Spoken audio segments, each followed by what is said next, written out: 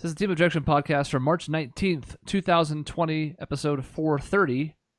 Another 10 in the books, but since last week when we talked to you, it feels like a lot of things have changed. When history looks back, they're going to watch the Team Objection podcast to really get a pulse on the mindset of America during this time in history. Yeah, a weekly podcast to get the pulse of a situation that changes hourly. Yeah. You know, like a moment in time. It's like when people used to read Civil War journals. Kinda. Okay, I'll give you that. This has been an interesting exercise in how out-of-date newspapers are. I can tell you that from personal experience.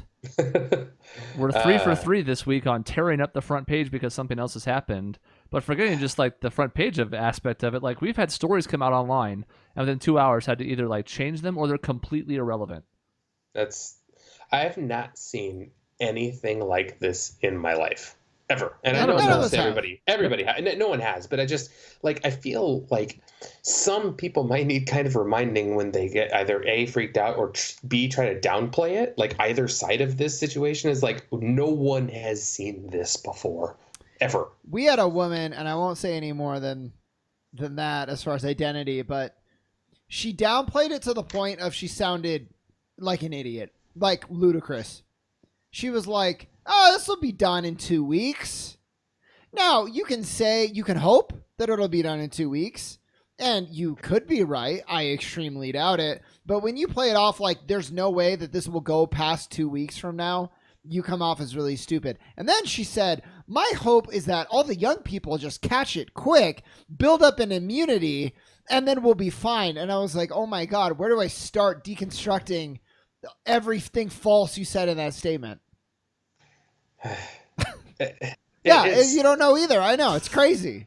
It feels like we're suffering from information overload in so many ways, and people getting their news sources where they want to get them from and then believing what they want to believe.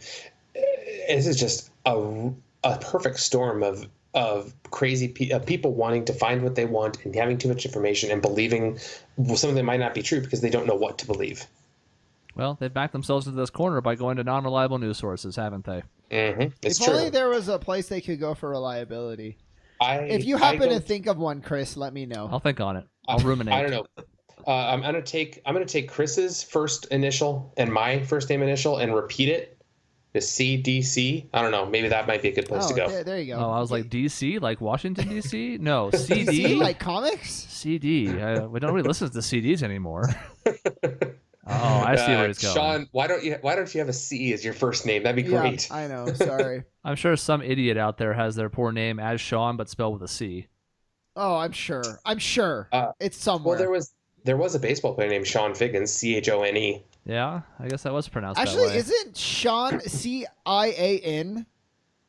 No, it's SEAN. No, I understand, but I'm saying like I thought I've seen it where it's CIAN before. I wouldn't put it past somebody, but that's stupid. I'm almost positive because I remember thinking like cyan, like that's a color. Yeah, it's a color. That's What's wrong with you? You don't name your kids after colors. If you do, they turn into strippers. That's true.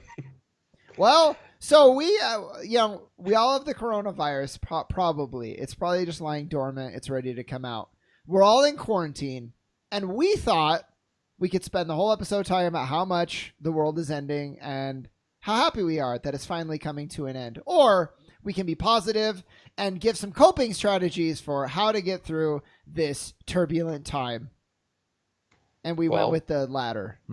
That's good. I don't know. I feel like I almost need a recap for history's sake of this past week since our last show came out, because holy shit, what a doozy of things came out. Because we recorded on a Tuesday and our show comes out on Thursday, and the very next day, Wednesday, NBA is canceled, NHL is canceled, NCAA tournament's canceled as of Thursday. No one go outside as of the following Tuesday.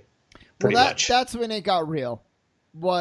I like the NBA, so like I'm a homer when it comes to that. But like when the NBA was canceled, that was for me and for a lot of people like, oh man, this is here and this is real. And Tom Hanks in the same day certainly helped. But it is crazy. Like I know it shouldn't matter. Like it shouldn't be like this is my barometer. But when the NBA got canceled and the NCAA tournament got canceled, I was like, oh shit, this is like. for lack of a better word, real. I knew it was real, obviously, beforehand. I knew it was an issue beforehand. But like when something like that with billions of dollars at stake gets canceled, it's like, okay, no one's fucking around anymore. Like, I'm going to be super on edge about any potential coronavirus topics because I've basically done nothing except work when I've been awake this week. But the one thing I'll say in response to that is, like, I absolutely agree that was when it started to feel real. But anybody who was naysaying that last week, before things got even more serious this week, you're a fucking idiot. Okay? There it is. There's edge one of me swearing now because I'm like, this is going to cost these organizations hundreds of millions or billions of dollars. And you're going to say that this is a decision that they made lightly, that they made without cause? Yeah, exactly. No.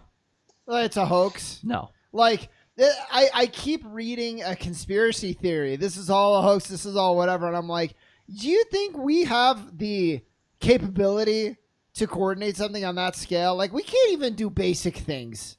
You think we all got everybody together, all the NBA to... For what reason? Like you said, billions of dollars are... Well, because you got to get Trump out, Sean. You got to get Trump out. Like, everyone's in on it. I think Adam Silver is definitely willing to trade everything just to get Trump out. 3.5 years after the election, that was the point where they were like, yep, we already have a mechanism in place where maybe we defeat him, although I don't think Biden will, but we'll get to that in an episode much, much further down the road. Probably about 6 months. There's already one way they could do it.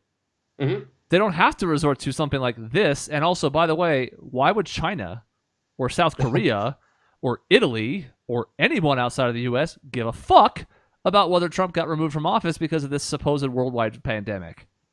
So people obviously get their news from terrible, terrible sources. And boy, I don't like talking about Fox News much on here. I think they're kind of a known commodity. But watching the whiplash they must be getting from the not 180 but 540 they've had to do, and this week has been mind blowing. It's been funny. So in my time right now, I am on the final week of my paternity leave. I have to go back to work starting next week.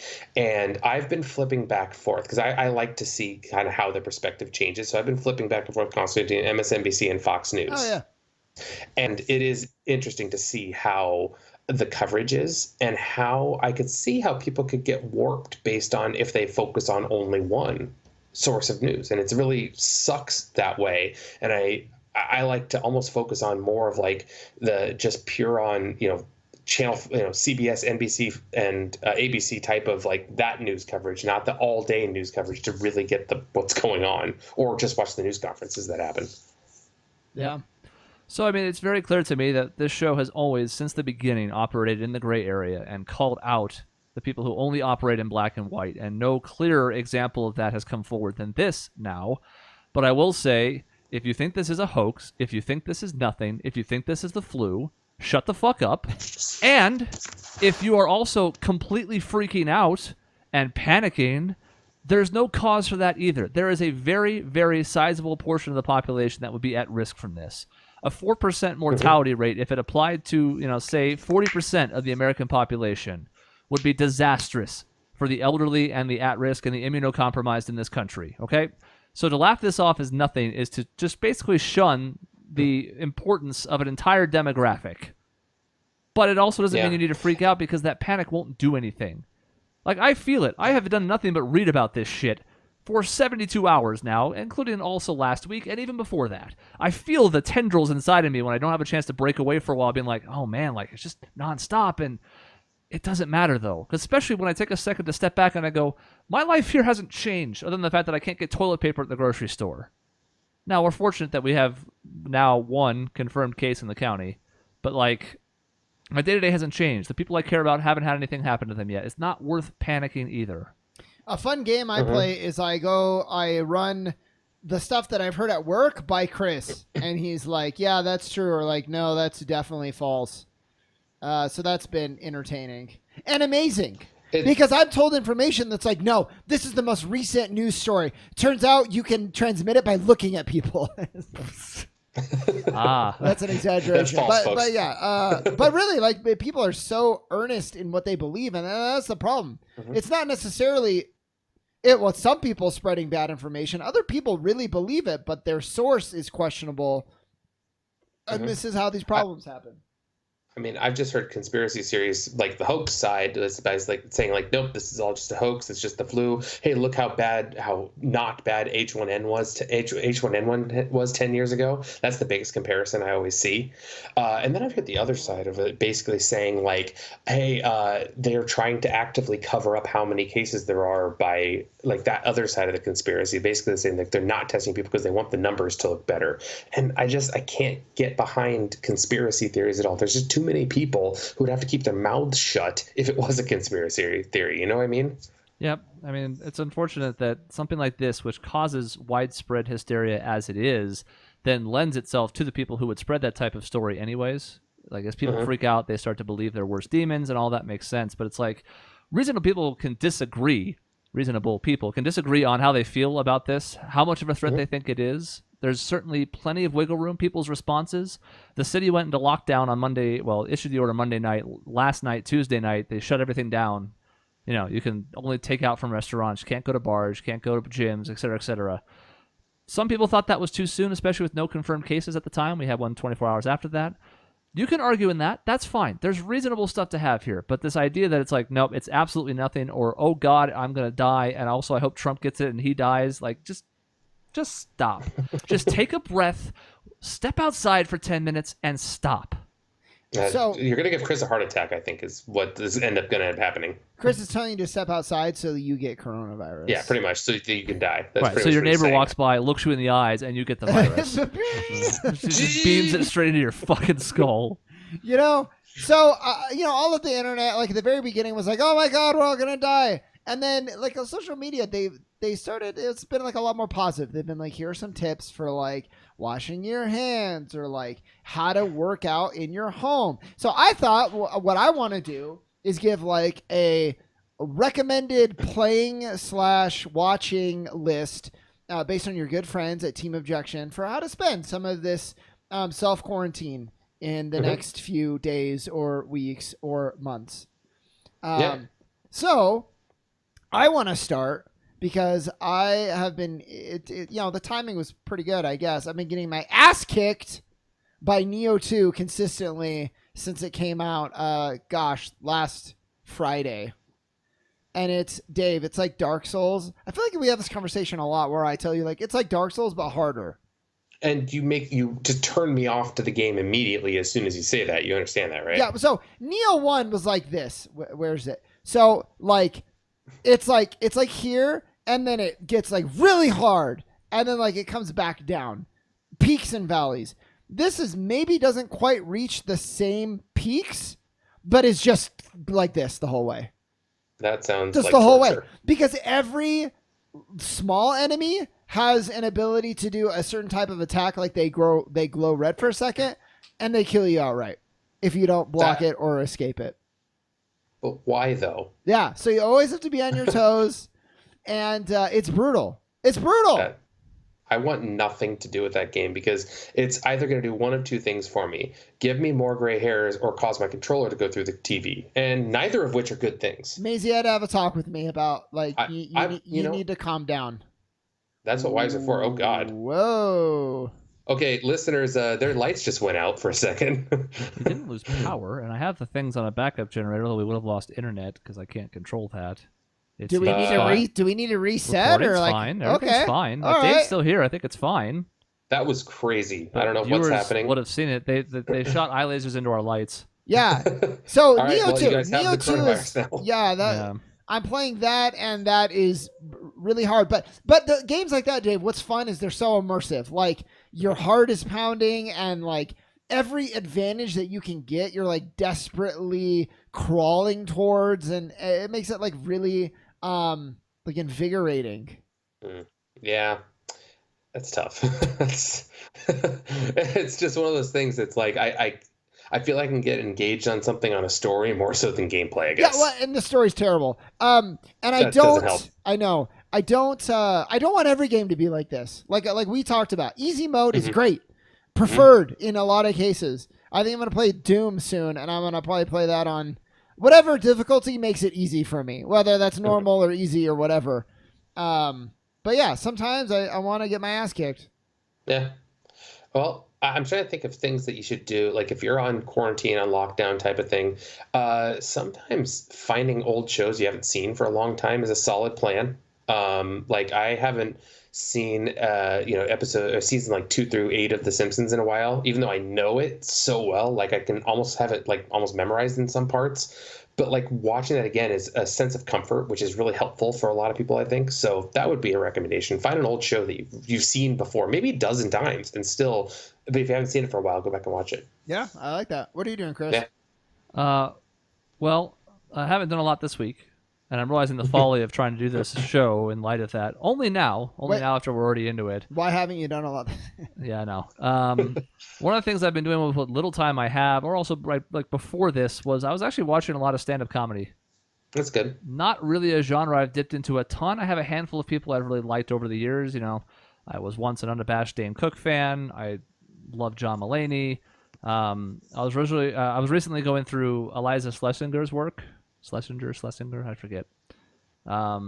She was the one who won America's Got Talent, I think, in 2009 or something like that. No, Last Comic Standing, excuse me. And has like 4 or 5 different Netflix specials, so I was going through that. I think anything that's you have to decide based on your own personality. Some people are going to want something that's more like serious because they like to mirror real life, and some people are going to want the escape. So for me, especially given my line of work, it's been about escape, and so a lot of different stand-up comedy specials have been good recently. I watched Patton Oswalt's after his wife died, so that was kind of straddling the line because it's funny, but it's also like he's also working through his grief on stage. So a lot of those recently have been sort of my go-to, especially because they make for nice background stuff if I'm working or whatever else. Have you watched Bo Burnham? I have heard that I would probably like him. I love so the only show I've seen is Make Happy. That's like his most recent one. It's so good. Just the other day, I actually pulled up like a couple of his songs because the songs on their own are catchy, but they're like such good satire of the type of songs that he's like singing. It's perfect. Okay. He has a country song that talks about why most country sucks. It's like perfect. I would recommend Dimitri Martin. He is dry as hell, and I love every second of it. I think he's hilarious. I think he's too dry for me. I haven't watched his whole. I've just watched like small bits. Mm-hmm. So I maybe would need to give him more of a shot. He cracks me up. I can't think of one off the top of my head, but man, I don't know what it is about him. Maybe it's just the dry nature and the seriousness that he takes into a completely absurd topic that gets me every time. But I love it. Yeah, I watched Aziz Ansari with you and Courtney like years ago. Mm-hmm. That was pretty good.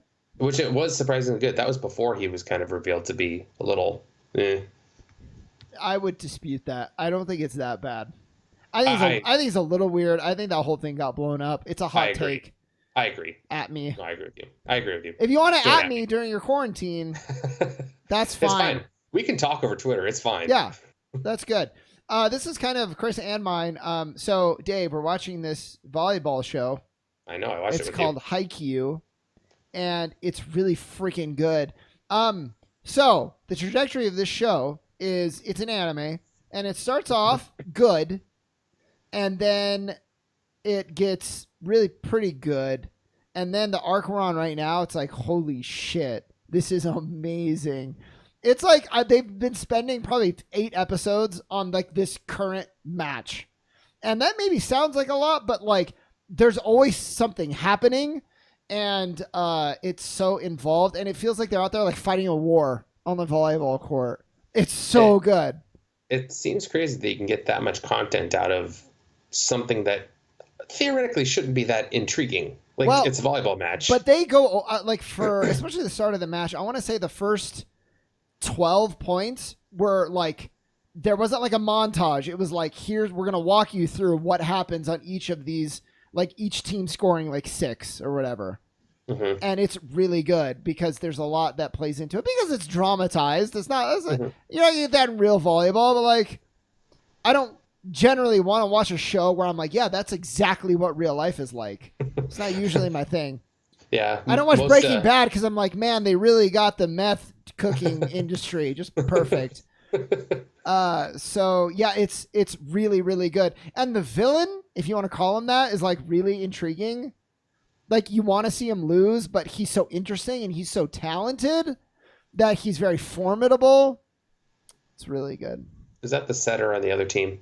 No, well, Not the one you saw, not the one you Okay. saw, but yes. but another setter, yeah. Mm. They always are the most intriguing people, the setters, because they're kind of like pretty much the most important person on the volleyball team. And trust me, I know that now because I've watched this show. I knew that because I tried out for the high school volleyball team when I was in high school. They're the control tower for the entire team is a line that Right. you'll hear in this show. Composer of an orchestra. Yeah. It's really good though. And what I like about recommending this is like even if you are not super into anime, I think there's a lot to enjoy about it. Mm-hmm. It's got some, from the one episode I saw, it's definitely got some anime tropes of the faces are just like sometimes like, whoa, like all of a sudden he has razor sharp teeth. Like, calm down, guys. It does that a lot actually, which is interesting, but the action is so good. Mm-hmm. And what I didn't know is I thought this was like a few years old, like more than it is, and like kind of a niche thing. It's like huge manga right now. It's in Shonen Jump, I guess. Mm-hmm. And it's like huge. It's gigantic. Not like big 3 gigantic, but like pretty gigantic. What's interesting about it to me is the pacing. So all the stuff that has action in the show is good and continues to be good, but both of the first 2 seasons go through a stretch where it's more about like building up characters. And while that's not as good as the stuff that follows, I think it's a necessary component of why the stuff that follows is so good, because you kind of latch on to all the characters and what they're going through and how they're learning to get better. So, like, just to warn you, Shaun, coming up in season 2, once we finish season 1, there's going to be another stretch where it's kind of like, all right, we're cooling down, we're practicing. Of course. And that's going to build up to another tournament. And lo and behold, it's going to be really, really awesome again. Yeah. So, I mean, Dave, there's like a scene where you go through the characters and there's a team that like destroyed the confidence of a player and they go into depth on that. And then like, lo and behold, they play that team later. And so like it does, like you have to have those kind of lulls because it makes the peak so much more satisfying. I know, it's Kidding shocking. me. But I would argue that perhaps the best episode of season 1, at least it's a standalone and not an arc, is one where it's like the first round of the tournament. Our heroes are on a team that's beating the shit out of this other team. Like, it's not really all that close, but it focuses on the losing team some. They have like a friendship with one of the characters on the winning team, the heroes team.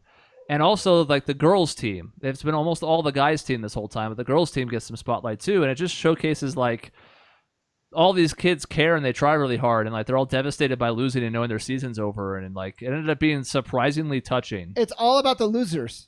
Like, because then they'll show shots of, like, every losing team, and they're all crying, and they're all, like... Consoling each and other. I'm like, oh, who hasn't been there? I cried in my Mhm. tournament. I don't know if I did maybe in high school. That was the one where we hit a 3 to tie it, and then they called it a 2. I probably cried during that one. Anyways, You work yeah, for your whole Look at that. season. I It's really feel it. important to you, you know, and then especially for the seniors in these situations, whether it's a 3-year high school or a 4, like, that might be it for their career. Mm-hmm. You know, we know the Forever, percentages. We know like 1% of college kids make the professionals, and we know about 2 or 3% of high schools make college. So that might be it. Like, you go from this high of like, we can win this tournament, we're going to go as far as we can, and all of a sudden, done. Pulled out Yeah. from under you, and the realization hits of like, yeah. you can play with friends, you can play rec leagues, you can do semi-pro stuff, but like the competitive fire is now just squelched. Yeah. The attitude of being on a team and having something bigger than just that moment to play for, I think is the hardest part. Because I remember that playing high school sports. Like when my high school sports career was over, it was like, I'm never going to have an instance where I might have 1,000 people come to a game to watch my team play, where other people who are not normally connected to me would care about the result Yeah. because I play for high school. Yeah. You know, they have that school connection. And so when that's gone, it's rough. And it sucks to hit that peak, for lack of a better word, at 16 years old. Yeah. Well, right. Yeah. Emotionally. Yeah. Mm-hmm. Because most do. If you manage to even make high school sports to begin with, which is its own issue, because that's not Mhm. always the case. Yeah. I mean, majority don't go to college. So Mhm. I think it splits Yeah. the difference because like everybody can play as a kid. You know, youth sports Mhm. don't turn people away based on ability or talent. And for the most part, middle school is pretty similar. High school straddles that line of like, you have to try out, you have to have at least some ability, but it also means that you're the type who's going to invest in it harder because like you're decent at it and you want to improve and play and keep Mhm. getting better. So that's why it hurts the most. You're also younger too. Like as a wizened old man of 35. I mean, if I lost some important tournament right now, it would suck. But I wouldn't be like, I was so emotionally invested. This was everything to me. It's just different back then. Well, it depends. If we ever start a basketball team and we make it to like the finals, and then we lose, we'll see. Yeah, we'll see if the tears come. I guess it's different if we make it to the finals of our, men's rec league team when 7 people are in the stands, type of thing watching. No, a bunch of people are going to show up, and we will have bonded like over the fact that my parents died, and that'll be what brought us all together. Every time. There's just no other method. It's every time such that I almost have to ask, like, do you secretly wish your parents were dead? And I know the answer is no. But is it a little bit yes? No, I mean, like you're happy they're alive. Clearly, we're not wishing them to be dead. But do you like just a little bit in the back of your head be like, man, I'd be a lot more sympathetic if my dad had just died. No. So I have like this is a horrible story. Like in my writing classes, I found myself being like, oh yeah, well of course that guy's story was good. Like he was lucky enough to have all this horrible shit happen to him. And then you find yourself being like, why can't bad shit happen to me? So I can write about it. And then I'm like, no, stop that. Yeah. Once you realize you're thinking that, you immediately stop. But I'll admit it was there for a second. Okay. It happens. I'm in an anime groove, Dave. Normally I'm pretty balanced with stuff that I watch. Right now it's like all anime. So Haikyuu, that reminded me of My Hero Academia, which is my last recommendation. It's nearing the end of season 4. And the reason it's I was reminded of it was Haikyuu does a very similar thing to My Hero Academia, where it's like we slow way down. It's all just characters talking about talky things. And then like we spend like a few episodes doing that, and then it's like, okay, now that you've done that, we're gonna ramp up for like an entire arc of action. And I feel like not all shows do that.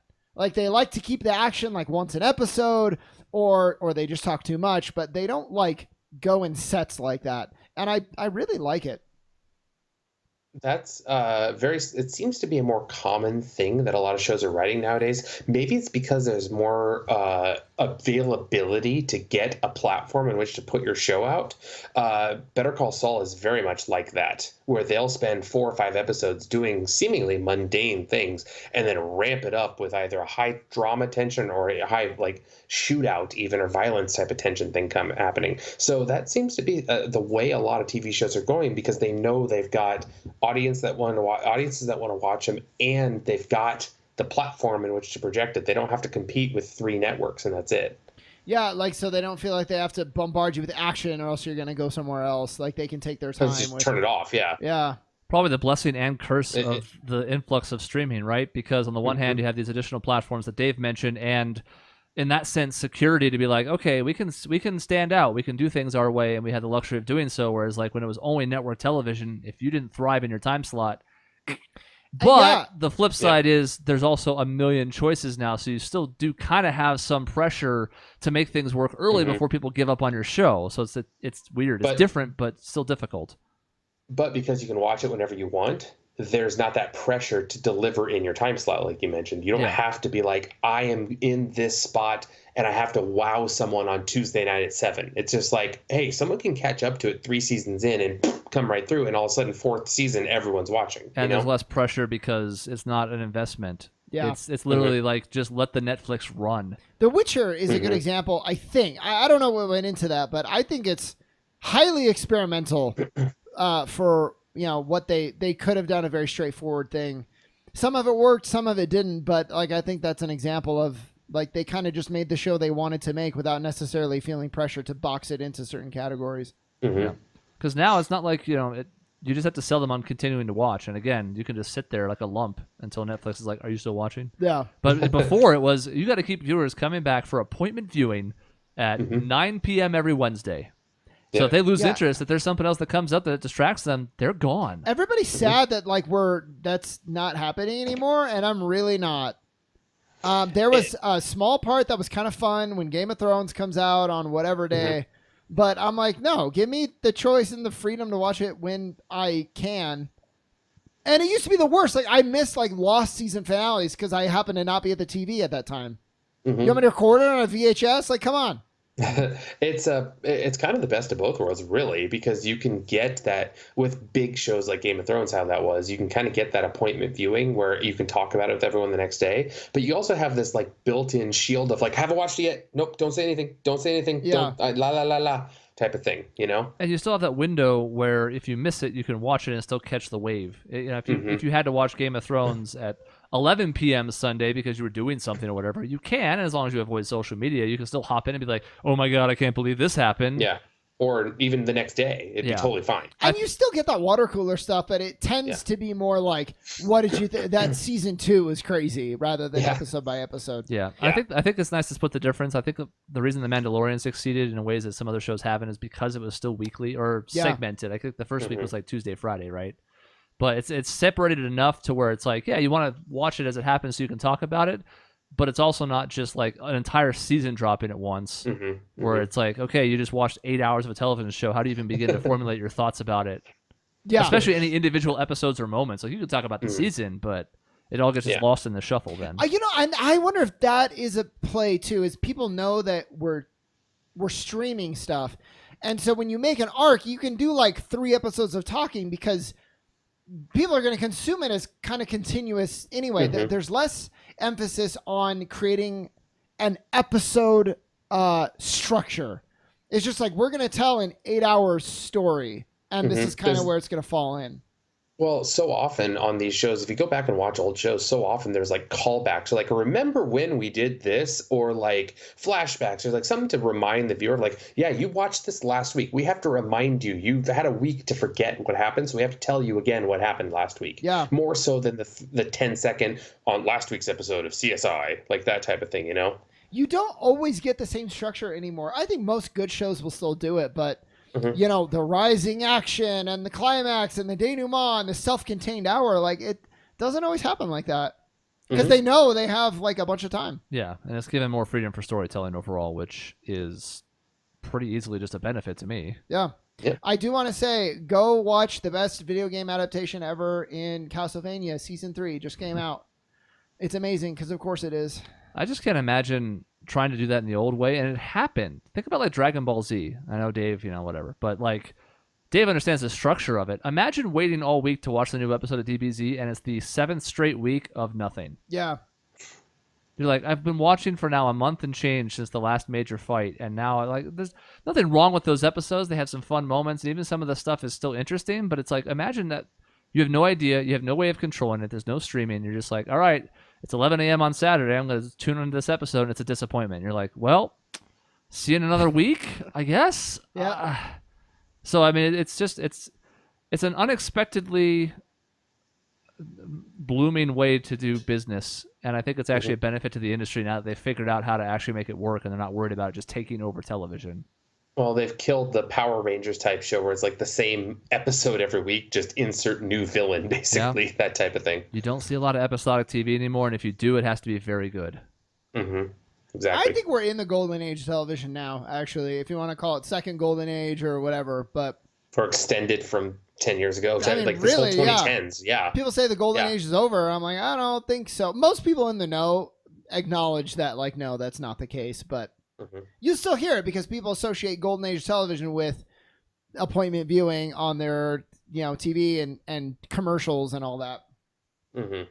I mean, you know what they say, a rising tide lifts all boats. And in this case, the boats are the TV shows. And if the industry is lucrative, it presents more opportunities for everybody. Traditional TV, streaming, everybody has an additional platform that Dave mentioned way back when, because everybody's watching on all sorts of platforms. So you get a chance to tell your story, whether it's on TV or just on a smaller streaming service or online or via YouTube or whatever. Most people have access to that one way or another. Whether they pay for it or not is another question. But like most people have access to it one way or another. Yeah, I mean, so well, a lot of people can talk about it at least. We think about piracy and other ways, illegal streaming sites as things that are affecting it now. But guess what? Neighbors stole cable back in the day too, and people were finding workarounds is not a new phenomenon. Yeah. Well, Right. so I hope our coronavirus coverage will be over by next week, but I severely doubt it. So, what I would like to talk about for a preview, though, is we touched on it, and there wasn't enough time today. That the aspect of like how it affects sports, I think, is really interesting. We talked about I've missed sports, and I'm wearing my Cardinals shirt because something actually good happened today. Professional Yesterday sports, for the I think, is Cardinals. interesting. How it impacts college sports, I think, is really interesting. High school sports. So even in the vein of like more broadly accessible, even if you don't necessarily like sports, I think you should tune in because it's really fascinating. That's my plug. Well, that's about it for recommendations. And if you're like, well, there's only like a few things you recommended, it's like, yeah, but you also have the entire library of this show, which A, could be a recommendation of itself, and B, has plenty of other things you can go through and find out what we've talked about in the past. One that we didn't mention is Persona 5. Royal comes out at the end of the month. Dave just beat it. We'll talk about the game again once we've played Royal, and then Dave can kind of chime in on it as well. But that's another big one. So if you're looking for hours to kill, Animal Crossing and Persona 5 are going to be out, and that's going to be a huge time sink in a good way. Doom is coming out. That's right. The new Doom game. I forget what else. Final Fantasy, I guess, is in a few weeks. We might still be under the same conditions then. Resident Evil 3 is coming out soon, the remake. remake. There's a bunch of stuff coming out. Lots of stuff to do with your time. Go ahead. No, that'll fit Resident Evil 3. Like those remakes are going to fit your nostalgia and your new, desires both ways. Perfect. It's kind of a perfect blend. So that's our main recommendation. Is not anything in particular, but just be good to yourself. Give yourself time to just stay inside. Decompress. These are indoor activities we've mentioned. There are still a lot of places you can go outdoors, especially if it's on your own or in really small groups. But like in general, just give yourself breaks. Don't consume the news constantly unless you're forced to by nature of your work. And take the time that you have that you're stuck at home to knock out something you've always been wanting to do, whether it's a show or a project or whatever. Be good to yourself. Just don't lose your mind. That's it. Exactly. Yeah. I don't give a damn about the intro. The website's on the bottom and the YouTube page you've known about by now. So we'll check in with you next week. I think. Actually, that's probably true. I think check in with us, America. 2 weeks from now is when we will have no show, but we'll talk about that next week. So, bye.